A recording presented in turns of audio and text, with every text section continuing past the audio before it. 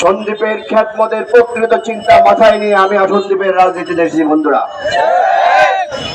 কারণ সন্দীপ আমার মা, সন্দীপ আমার মাটি, সন্দীপে আমার জন্ম।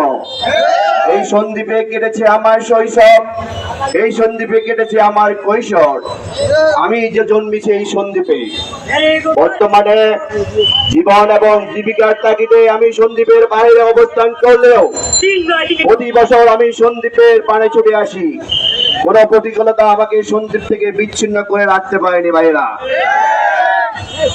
সংগ্রামী সমাবেশ, স্বাধীনতার 53 বছর থেকে আজ অবধি সন্দীপে আমরা বহু নেতার পরিবর্তন দেখেছি, নেতৃত্বের পরিবর্তন দেখেছি, আমরা ক্ষমতার পালাবদল দেখেছি, কিন্তু সন্দীপবাসীর বাক্য পরিবর্তনের দেখার সৌভাগ্য আমাদের আজও পর্যন্ত হয়নি।